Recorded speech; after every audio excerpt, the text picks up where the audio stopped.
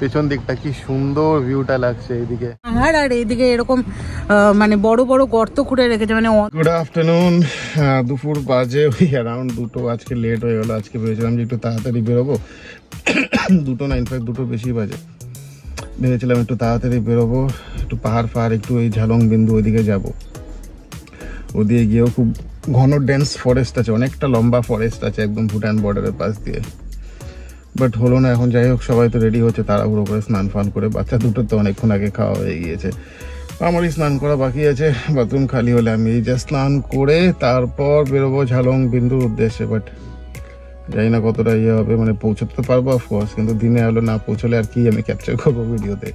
তো দেখা যাক কিরকম কি প্ল্যানিং হয়। রোদ আছে আজকে, তো রোদ যা কলকাতায় যা রোদ খেয়ে এসছি সেই তুলনায় এই রোদ একদম বাচ্চা শিশু। দেখা যাক যদি ঝালং বিন্দুতে সত্যি যাওয়া হয়। ইনফ্যাক্ট এই সূর্য আলো থাকতে থাকতে তাহলে কিন্তু ভালো পাহাড় আছে, ভালো ফরেস্ট আছে, খুব গভীর জঙ্গল ফরেস্ট দিয়ে মনে পড়লো কালকেই আমরা লাটাগুড়ি যাইনি, পরপর 2 দিন গিয়েছিলাম। কালকেই বলে খুব হাতি বেরিয়েছিল, মানে একটা গাড়ি তো রীতিমতো খুব বেঁচে গিয়েছে। ওই রাস্তায় একটা আর্টিকা না সরি কি লাল রঙের একটা ডিজায়ার ছিল। তো ও ছবি তুলতে এত ব্যস্ত, ভিডিও করতে এত ব্যস্ত যে গাড়িটা যে ঘুরিয়ে ইয়ে করবে সেই আর ইয়ে ছিল না। করতে করতে হাতির সামনে চলে এসছে, ব্যাস কোনো রকমে ওই গাড়ি ছেড়ে দৌড়। যাই হোক, সামনেরটা ড্যামেজ করে দিয়েছে গাড়িটার। এই জায়গাগুলো খুব কেয়ারফুল থাকতে হয় যতই ভিডিও করে। আগে নিজের প্রাণ তো, তারপরে না ইয়ে বড় একদম দাতাল হাতি। কালকেই মিস করে গিয়েছিলাম। এগুলো খুব লাখের ব্যাপার, না হলে তো খুব। কালকে অ্যাকচুয়ালি বৃষ্টি এই ছিল, এই টাইমগুলো ওরা জেনারেলি খুব রাস্তায় এপার ওপার করে। দেখা যাক, আজকে তো যাবো, দিন থাকতে আশা করি পৌঁছে যাবো। রোদ আছে আজকে, ভালো দিনটা ভালো আছে, যদি সেরকম কিছু দেখাতে পারি। একটা টাইমে ওই ঝালং বিন্দু রাস্তায় আমি আর শ্রাবণী প্রচুর হরিণ দেখেছিলাম একসাথে 15-20টা হরিণ দেখা ইজ ভেরি লাক ফ্যাক্টর করে। দেখা যাক যদি হরিণ ময়ূরটা আমি এমন কিছু বিশাল বলবো না, কারণ ময়ূর প্রচুর দেখা যায়। হাতি হোক বা ওই হরিণ হোক, বাইসন তো এখন প্রায় দেখাই যায় না। বা চিতাবাঘ লেপার্ড তো খুব করে মাঝে মাঝে, বাচ্চা লেপার্ডগুলো এদিক ওদিক করে। তো দেখা যাক যদি সেরকম ভাগ্য হয় তাহলে তুলে ধরতে পারবো। এনিওয়েজ, আর কথা বলে টাইম নষ্ট করবো না। দেখা যাক তাড়াতাড়ি রেডি হয়ে বেরোতে পারি, তাহলে অ্যাটলিস্ট সুন্দর ক্যাপচার করতে পারবো। সঙ্গে থাকবেন, সাথে থাকবেন মিয়ানাস চ্যানেলে। হোপফুলি গতকালকে লুপ ব্রিজের ভিডিওটা ভালো লেগেছে। অ্যাকচুয়ালি শ্রাবণী অনেকটা ভিডিও করেছে, আর একটু আমি থাকলে একটু বেটার করতে পারতাম, কিন্তু কি করবো, এত পাহাড়ি রাস্তা তো আমি ওরকম করে ফোন নিয়ে করতে পারবো না। 2 নম্বর একটা টাইমে ওই লুপ ব্রিজে এত অ্যাক্সিডেন্ট হয়েছে যে চারিদিকের দিকে পুলিশ থাকে, কোথাও দাঁড়াতে দেয় না। অ্যাকচুয়ালি সেটাই হচ্ছে মেইন সমস্যা, যে কিছু ভালো ক্যাপচার করবো। তো যাই হোক, ঠিক আছে, দেখা যাক।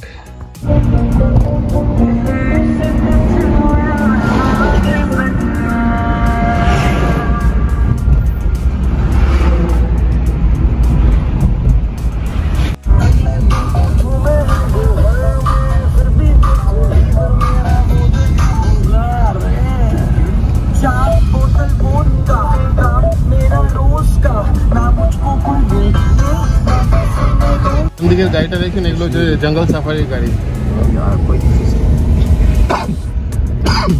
সরি, আজকে অনেক আগেই বেরিয়েছি, বেরোনোর কথা ছিল অ্যারাউন্ড ওই 1:30-2টো, বাট হলো না, আলটিমেটলি যে 3টে হয়ে গেল। বাট সূর্য আলো আছে, এখন তো দিন অনেক বড় হয়ে গিয়েছে। এই লাটাগুড়ি ক্রস করবে একটু পরেই, লাটাগুড়ি চলে গেল। ডানদিক বাদিক এখন এটা একটা গভর্নমেন্ট নতুন রিসর্ট খুলেছে। সব বেতের দোকানগুলো এখানকার, সব লোকাল বেতের যে প্রোডাক্টগুলো হয় সব দোকান। এই সব বাদিকে রিসর্ট, এগুলো সব গভর্নমেন্ট রিসর্ট। সামনে ওই লাটাগুড়ি ব্রিজটা ক্রস করছি, এই যে ডান দিক বাদিক ফরেস্ট যা স্টার্ট হলো, আর একটু ব্রিজটা ক্রস হলেই সব ঘন ফরেস্ট হয়ে যাবে। এইটা আগেও দেখিয়েছি, খুব সেলফি জোন এটা, এই লাটাগুড়ি ফ্লাইওভারটা। এই লাটাগুড়ি ফরেস্টে জাস্ট ঢুকলাম পরশুদিন। এখানে না আরেকটু এগিয়ে গিয়ে একটা এলিফ্যান্ট জোন আছে, এলিফ্যান্ট ক্রসিং জোন, যেটা ওই ফরেস্ট ডিপার্টমেন্ট থেকে মার্ক করে রাখে। এই যে বাদিকে সব গাছগুলো পড়ে আছে, এগুলো সব হাতির গাছ ভাঙা। হাতি যখন ক্রস করে এক পাল ক্রস করে তো তখন আশেপাশে সব গাছ ভেঙে যায়। আর একটু এগিয়ে গিয়ে একটা খুব বড় অ্যাক্সিডেন্ট হতে বেঁচেছে। যে ভিডিওটা করেছে, একজন ভিডিও করতে করতে ভুলেই গিয়েছে হাতি তার দিকে তেড়ে আসছে, গাড়ি ছেড়ে দৌড়। আমি পারলে ভিডিওটা এই ব্লগে দিয়ে দেব। এই যে এটা হচ্ছে এলিফ্যান্ট ক্রসিং জোন, এখানেই আশেপাশে কোথাও হাতি মানে রাস্তা ক্রস করছিল। এই যে ডান দিক বাদিক ঝিঝি পোকার আওয়াজ, জানি না ক্যামেরায় কতটা ক্যাপচার হচ্ছে, বাট আমি তো পাচ্ছি। এই যে চারিদিকে যাচ্ছে জঙ্গল, জঙ্গলের এদিকটার ওপারটা খুব সম্ভবত ভুটানে শুরু হয়েছে। আর এখান দিয়ে ক্রস করলে মাঝে মাঝে আসেও SMS ওয়েলকাম টু ভুটান। এখানে কম, কারণ উপর দিক দিয়ে প্রচুর গাছ আছে, মানে সেরকম সূর্য আলো ঢুকতে পারে না। এই যে উপর দিয়ে শুধু গাছই গাছ। আমি জানি না ক্যাপচার হলো কিনা, ঝিঝি পোকাচ্ছে ঝিঝি ঝিঝি আওয়াজগুলো। সন্ধেবেলা তো অনেক যাই এখান দিয়ে, বাট দিনের বেলা একটা যাওয়ার আলাদা একটা অনুভূতি আছে। সুন্দর, সব কিছু ক্লিয়ারলি দেখা যায়, খুব ভালো লাগে। আর ডান দিক বাদিকেই যে বড় বড় বড় বড় গাছগুলো দেখছেন, সবকটা গাছের বয়স প্রায় 100 বছরের ওপর, বেশি হবে। এই যে বড় বড় বড় বড় যে গাছগুলো, এই যে লম্বা লম্বা গাছগুলো। এদিকে আবার দেখছি একটা বিশাল বড় গাছ ভেঙে পড়ে আছে, এই ঝড় পরে ভেঙে যায়। দেখা যাক যদি কোনো বন্য প্রাণী, হাতি ফাতি, বাট যদি এখানে দাঁড়াই, ময়ূর তো দেখাই যাবে, ময়ূরটা কমন খুব, কিন্তু দাঁড়ানোটা ঠিক হবে না, কারণ এখান থেকে সবসময় ফরেস্ট রেঞ্জার অফিসরা পেট্রোলিং করে, তো তখন দাঁড়াতে হয় না। এই যে সামনে চলে আসছে আমাদের মহাকাল মন্দির, যেটা খুবই জাগ্রত। ও কিছু বেরিয়েছে হয়তো, কারণ ফরেস্ট রেঞ্জ অফিসার যখন আছে, তার মানে কিছু বেরিয়েছে। বন্দুক নিয়ে যখন ফরেস্ট রেঞ্জার অফিসার দাঁড়িয়ে আছে, তার মানে কিছু বেরিয়েছে হয়তো। যা দেখতে পারলাম না, মিস হয়ে গেল। একটু আগে এলে ভালো হতো, কারণ ওর অলরেডি যখন বন্দুক নিয়ে দাঁড়িয়ে আছে, মানে ওটা মানে ওই কি বলে, ট্রায়াঙ্গুলেট কি বন্দুকটা বলে আমি জানি না, ট্রায়াঙ্গুলেটই খুব সম্ভবত। ওই বন্দুক নিয়ে দাঁড়িয়ে আছে, মানে কিছু এসেছিল হয়তো, তখন ওই সব দিয়ে ট্রায়াঙ্গুলেট করে ওদিকে পাঠিয়ে দেয়। মানে ওগুলো ঘুমের ওষুধ থাকে না, জাস্ট এটা খুঁচা মেরে চলে যায়।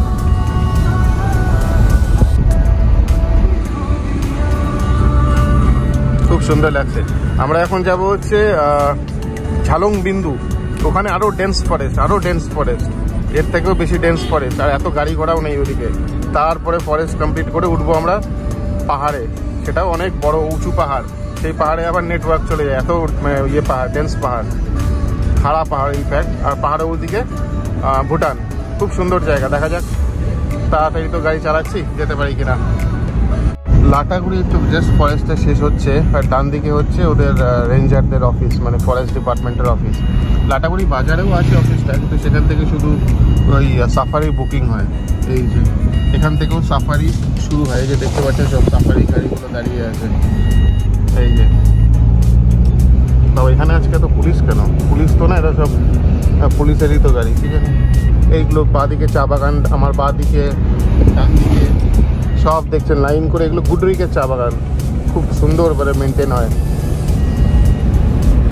গুডরিকের চা বাগান চারিদিকে, নাদিক বাদিক সুন্দর একদম।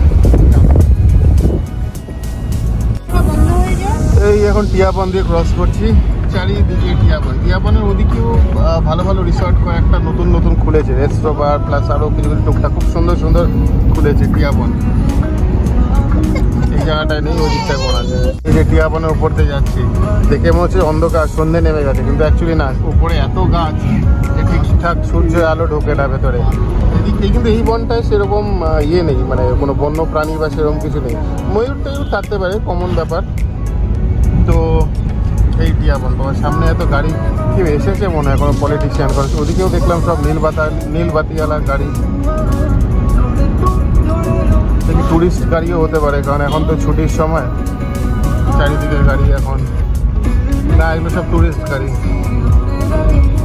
ও না পুলিশেরও তো না, এটা তো ফরেস্ট রেঞ্জ অফিসার।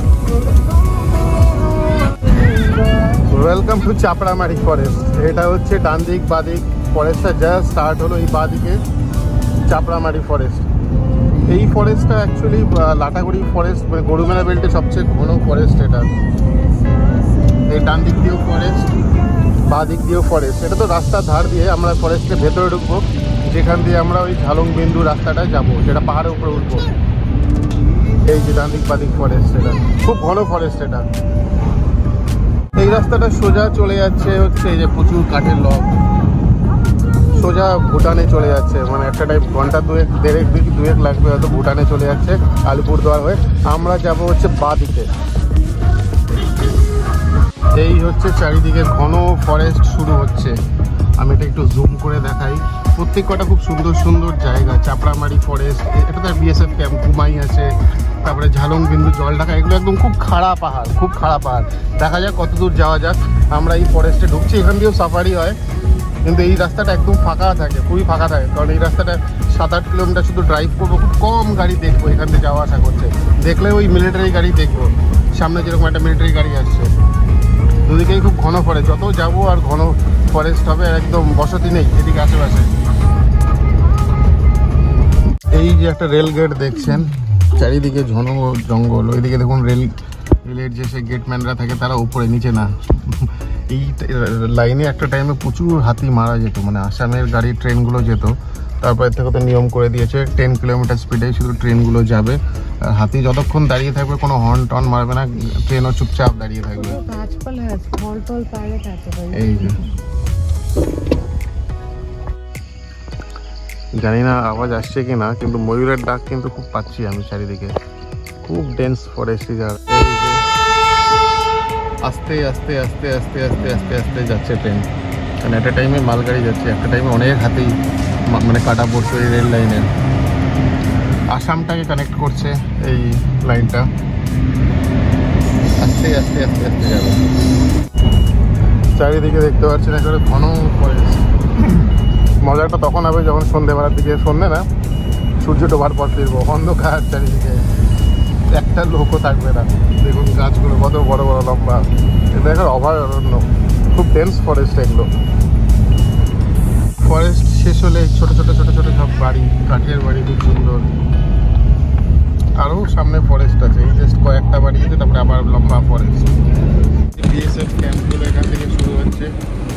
সহস্র সীমা বল বিএসএফ ক্যাম্পের, অনেকটাই বিএসএফ ক্যাম্প, আরও আছে সামনেও ক্যাম্প আছে, কিন্তু এটাই লাস্ট, তারপরে আবার ফরেস্ট শুরু হচ্ছে। এর জায়গাটা বলে কুমাই মোড়। আমরা যাবো ডান দিকে ঝালং বিন্দুর দিকে, বা দিকে কুমাই। কুমাইটাও খুব সুন্দর একটা হিল স্টেশন, মানে খুব সুন্দর একটা স্পট। এদিক থেকে আমরা বল ঝালং বিন্দু, রঙ্গ, খুব সুন্দর সুন্দর জায়গা। এদিকেও ডান দিক বা দিক দুদিকে ঘন ফরেস্ট। রাস্তাগুলো একটু ভাঙাচোরা আছে রাস্তাগুলো। যে এগুলো হচ্ছে কি, এটাও তো আর্মি বেস ক্যাম্প নাকি? হ্যাঁ, বিএসএফ এর বেস ক্যাম্প। ওই যে দূরে পাহাড়, আর একটু সামনে গেলে পাহাড়গুলো দেখা যাবে। জঙ্গল চারিদিকে, রাস্তাটা খুব ভাঙাচোরা রাস্তা। পাহাড় শুরু হচ্ছে, এই একটা ব্রিজ ক্রস হবে। নদীটায় তো জলই নেই যে দেখা যাবে, আর ওদিক থেকে ওই যে পাথর হয়ে আছে পুরো, একদম জল নেই ওখানে নদীতে। রাস্তাটা খুব সামান্য, এই কালভারটা তৈরি হবে মনে হয়।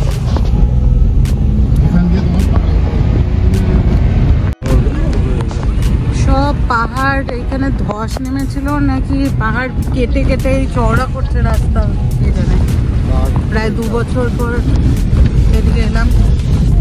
রাস্তার খুবই খারাপ অবস্থা, অনেকটা রাস্তা ভালো হয়েছে এখন।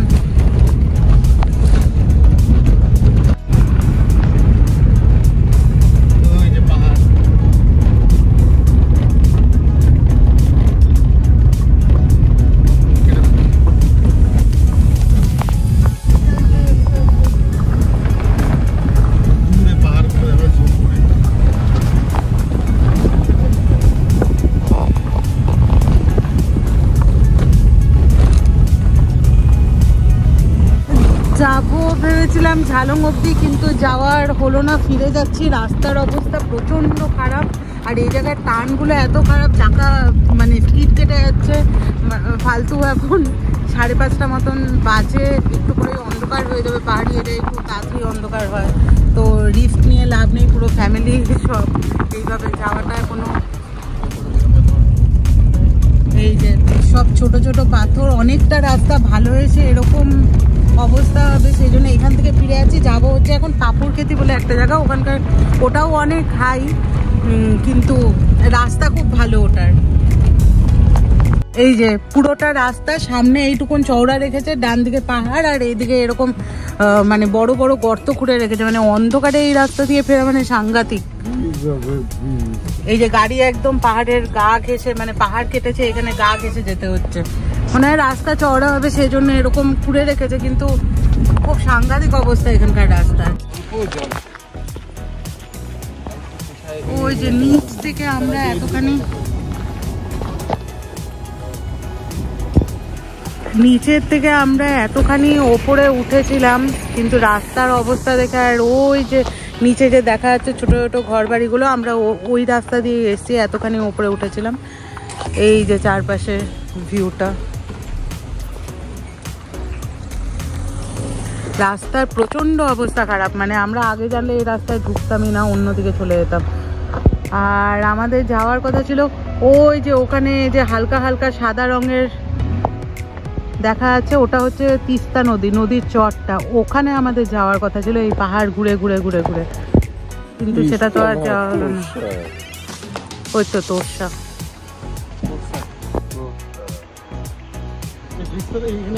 দেখতেই পাচ্ছেন কনস্ট্রাকশনের কাজ কিভাবে চলছে, সব পাহাড় ফাহাড় কেটে ওই দিক দিয়ে যে পাহাড়ি নদীটা, খুব অল্প জল, সেরকম কোনো জল নেই, হালকা জল আছে, রাস্তা একদম ভাঙাচোরা রাস্তা। তো যাই হোক, আমরা ওই দিক দিয়ে ঘুরে তারপরে করে ফরেস্টের মাঝখান থেকে ওদিকে চলে যাব। সুন্দর এখান থেকে লাগছে, আর ওয়েদারটা একদম ঠান্ডা একদম। এদিকে নদীর ওই পাটটা যে ওই দিকে দেখছেন, ওটা হচ্ছে ভুটান চলে গেল ওই দিকটা, ওই দিকে, হ্যাঁ ওই যে সাদা রঙের যেটা ভুটানে চলে গেল ওটা। এই যে কি অবস্থা। যাই হোক, যাবো হচ্ছে ওই পাপড় খেতে, ওটা একটা পিকনিক স্পট, ওটা একটা পাহাড়, চা বাগান ওপর দিয়ে পাহাড়ে উঠে যেতে হয়। বাট খুব সম্ভবত এখন যা ঘড়িতে বাজে, ওই রাস্তা দিয়ে এবার লাভাও যায়, হ্যাঁ, তো পৌঁছতে খুব সম্ভবত সন্ধ্যা হয়ে যাবে, অন্ধকার হয়ে যাবে। তো জানি না কতটা দেখাতে পারবো। ঠিক আছে, যাই, এখানে একটু এদিক ওদিক দেখে সিনারি ভিউ দেখে তারপর পাপড় খেতের দিকে রওনা দেবো। এই যে গাড়ি পেছন দিকটা কি সুন্দর ভিউটা লাগছে, এইদিকে ওই দিক দিয়ে ঝর্ণাটা আসছে, ওই দিকে দেখা যাচ্ছে অনেকটা দূর, জুম করলে এতটা আসছে। নেমে যাচ্ছি, সেই যে রাস্তার কন্ডিশন, বাপরে বাপ, যা তা জঘন্য। এই উপর দিয়ে এই উপরে যাবো, ছোট্ট একটা রিসর্ট টাইপের, রিসর্ট না একটা হোটেল টাইপের আছে, চাটা খাবো।